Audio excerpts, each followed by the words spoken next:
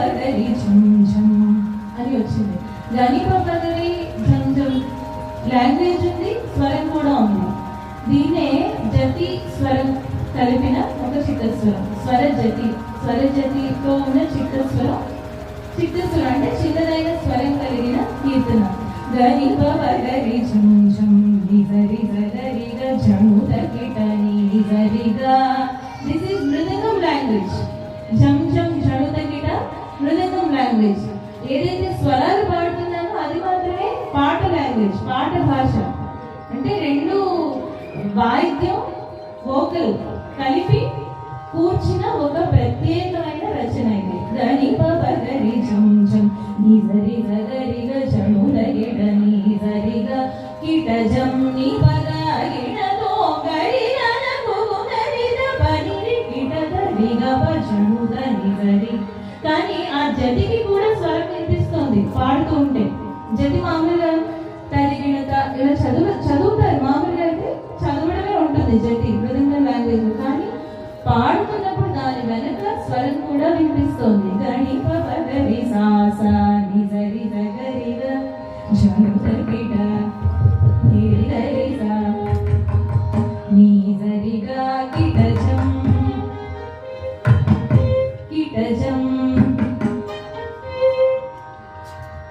నీ పగరిగతో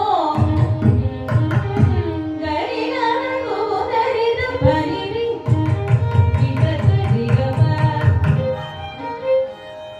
so without నేను స్వరం ఏం చెప్పట్లేదు చరణ్ గారికి, he is directly playing it on the violin because the swaram is behind the note, behind the jati. ఏదైతే జతి అంటున్నామో దాని వెనక స్వరం ఆటోమేటిక్ గా వినిపిస్తోంది కాబట్టి వెంటనే వాయించారు. దీన్నే స్వర జతి అంటారు కర్ణాటక సంగీతంలో. స్వరం జతి కలిపిన ఒక స్వరం. ఇది గీతం వాద్యం కదా నృత్యం ప్రేమ సంగీతం వచ్చేదే.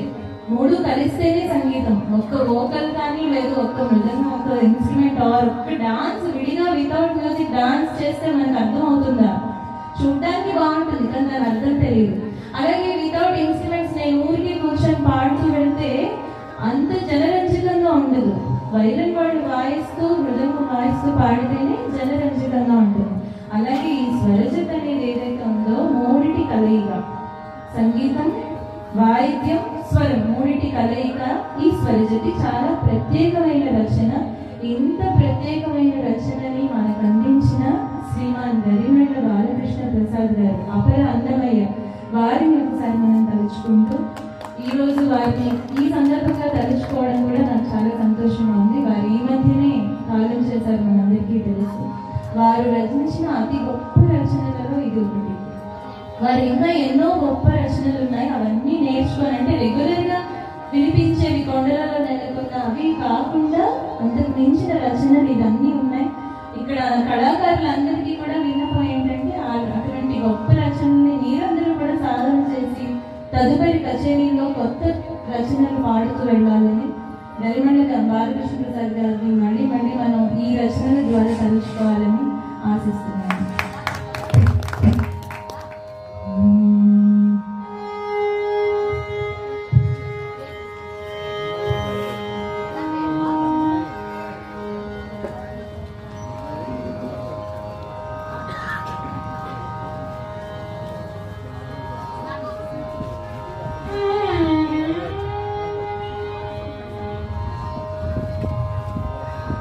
ఇప్పుడు పాడబోయే కీర్తన త్యాగరాజ స్వామి వారి రచన, మనందరికీ చాలా సుపరిచితమైనది.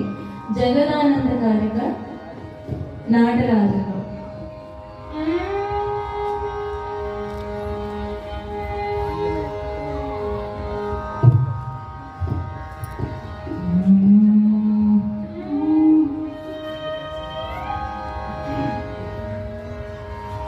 ఇది ఘనరాగ పంచరత్న కీర్తనలలో ఒకటి. మనందరికీ బాగా తెలిసిన కీర్తన. త్యాగరాజ ఆరాధన ఉత్సవాలలో గోష్ఠి గానంగా పాడుకునే 5 పంచరత్న కీర్తనల్లో ఇది మొట్టమొదటి కీర్తన.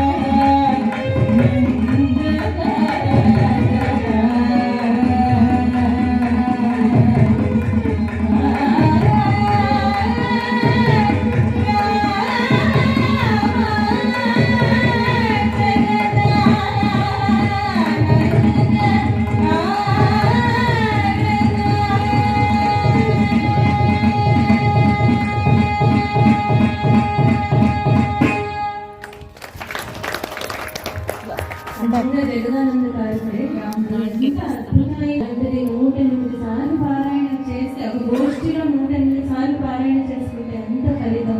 అలాంటిది ఒక్క కీర్తనతో మనకి ఫలితం లభిస్తుంది. కాబట్టి ఈ జనరేషన్ వాళ్ళందరికీ నేను చెప్పేది ఏంటంటే, వీఆర్ బార్న్ టు లెర్న్ సనాతన ధర్మ ఆర్ట్స్.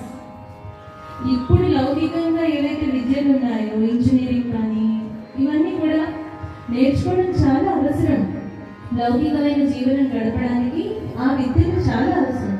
కానీ మనం హ్యూమన్, ఒక మానవుడిగా మనం జన్మించినది, మానవ శరీరంతో జన్మించినది వేద విద్యలు నేర్చుకోవడానికి, మళ్ళీ తిరిగి వాటిని భగవంతుడికి సమర్పించడానికి మాత్రమే. ఈ పర్పస్ ఆఫ్ లైఫ్ ని ఫుల్ఫిల్ చేసే విద్యలు కేవలం సంగీతం కానీ, నాట్యం కానీ, చిత్రలేఖనం కానీ, ఇటువంటి వేద విద్యలు నేర్చుకోవడం ద్వారా మాత్రమే ఈ జీవితం పర్పస్ఫుల్ గా కొనసాగించగలుగుతాము. లౌకికమైన విద్యలు మన బుద్ధికి ఎంత అవసరమో, ఆధ్యాత్మిక మార్గానికి, భక్తి మార్గానికి ఈ వేద విద్యలు అంత అవసరం.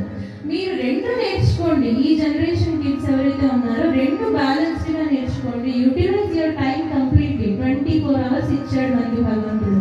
24 hours ని మీరు బ్యాలెన్స్డ్ గా యూటిలైజ్ చేసుకుంటే రెండు విద్యల్లోనూ మీరు ఖచ్చితంగా రాణించగలుగుతాడు. దానికి మీ ముందే ఉదాహరణలు చిన్న పిల్లల్లో చాణక్య ఉన్నాడు. మా చాణక్య అద్భుతంగా రెండిట్లోనూ రాణిస్తున్నాడు ఈ ఊరబ్బాయి.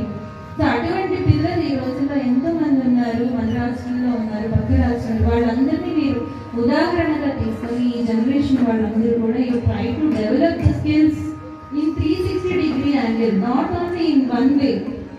లౌకికమైన విద్యలకి మాత్రమే మీ పూర్తి సమయాన్ని వెచ్చిస్తూ వెళ్ళకండి. రెండు విద్యలు నేర్చుకోండి, రెండింటిలోనూ రాణించండి. ఎందుకంటే మీకు అప్ టు 40s 50s మీకు లౌకిక విద్యలు ఉపయోగపడతాయి. కానీ తర్వాత అంతా ఉపయోగపడేవి లైఫ్లో ఈ విద్యలు మాత్రమే. ఇవే మిమ్మల్ని ఖచ్చితంగా రైట్ డైరెక్షన్లో ముందుకు నడిపించే విద్యలు.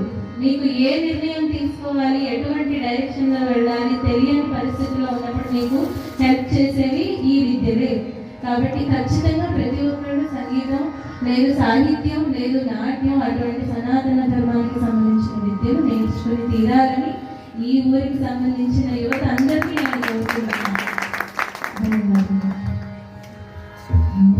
తదుపరి నేను పాడబోయే కీర్తన అభోగి రాగంలో శ్రీ మహాగణపతి శ్రీ వల్లభాపతి.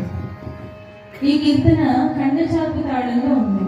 ఖండచాపు తాళం అంటే ఏమిటి అంటే, మీరు ఆది తాళం వినుంటారు. It's a regular tala which is used by so many singers in Carnatic vocal. Even Khandachapu tala also can be sung by many singers.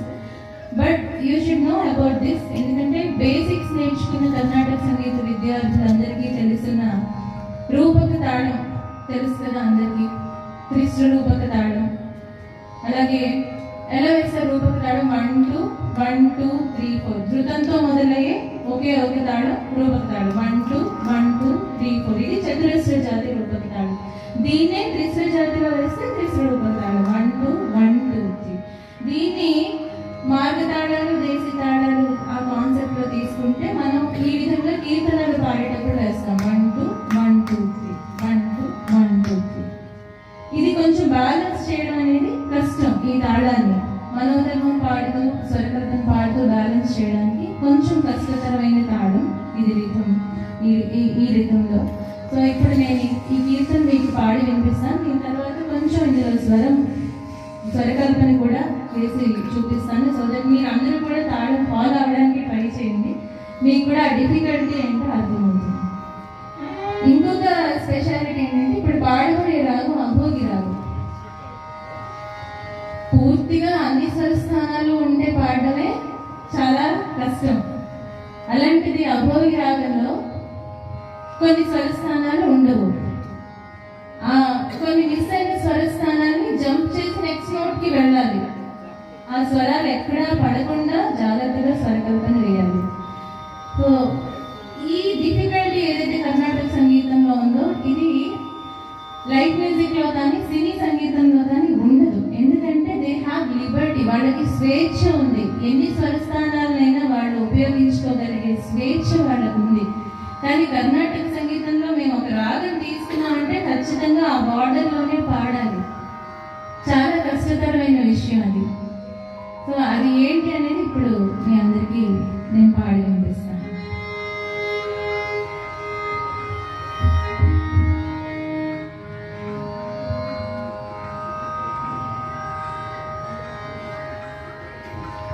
Sarigama